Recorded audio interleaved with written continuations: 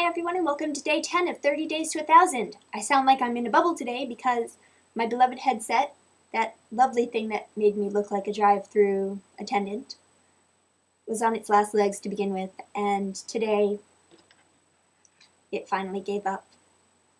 I tried my best to repair it. There's all sorts of electrical tape in it, but it just doesn't work. So I'll try to project so that everyone can hear me, but just know that I'm, gonna sound like I'm in a bubble today.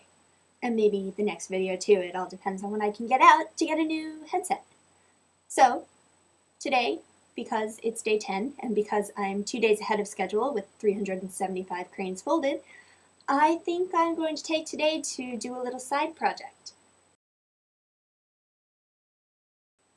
Do you know what's in this bag? This is the first 1,000 cranes that I made during the summer of 2000. I was 12 years old, and I folded 10 cranes a day for 100 days to get this. Basically, I noticed that there's a lot of crane fundraisers going on. I mean, I'm one of them, but I was looking for something to do with all these cranes that I folded previously. There are a lot of organizations that have been matching money to cranes. So one example was Students Rebuild, which was looking to get 10,000 cranes so that they could donate $20,000 to relief efforts. And what actually happened was they got near 500,000 cranes and they ended up donating $40,000 to charity, which I thought was pretty cool. I was going to send these cranes to Students Rebuild, but they reached 10,000 so fast I decided to hang on to them because I wanted them to make a little bit of a bigger difference.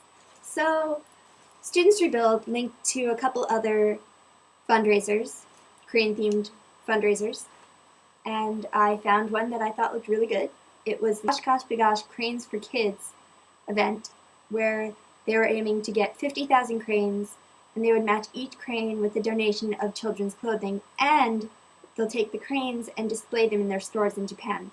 So I've decided that that's where these guys are going to go.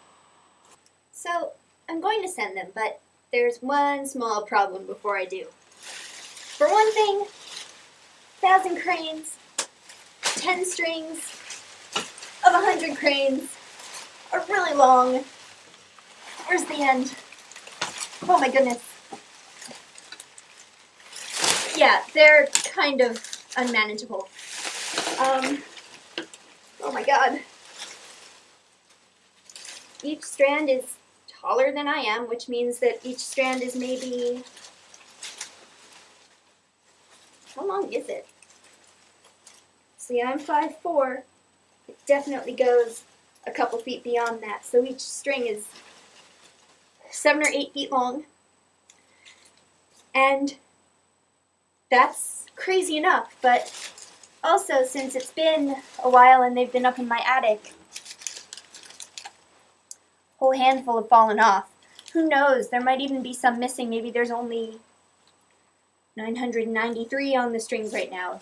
And also, some of these foil guys near the top, actually all throughout it, the foil paper cranes, kind of got destroyed.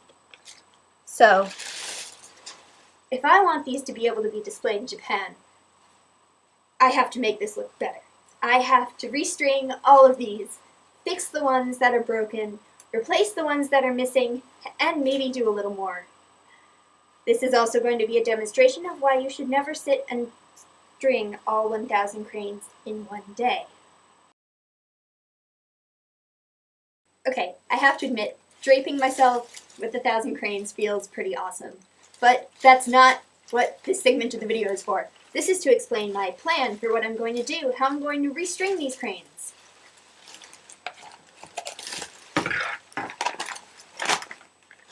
Here's the plan. I'm going to do 20 strings. I'm going to do 20 strings of 50 cranes with one extra one at the top. It's going to be big. It's going to have a 22-inch wingspan, I think. I'm going to make it out of this. This is poster board. As you can see, there's a shiny side and a dull side. So in order to in order to figure out how long each of the strings is going to hang down from it, I think I'm going to fold that first.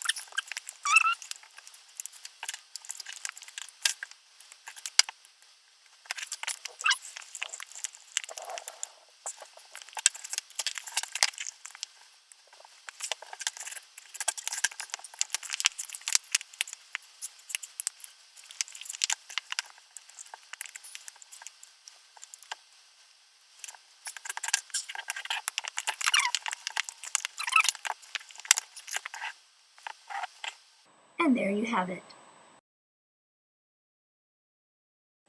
It took nearly 8 minutes to make this crane. I mean, it's really cool because it's so big, but 8 minutes! Poster board is extremely hard to fold because it starts out thick and just gets thicker as you add more layers to it. Well, I guess that's done, so I am going to move upstairs. Yes, I will move out of bird base and shoot from somewhere that's not bird base. And I'm going to take the cranes with me, and we're going to cut them apart, count them, sort them, and restring them. So that's probably going to be a pretty long video, so I'm going to cut this one off here and hope to see you in part 2.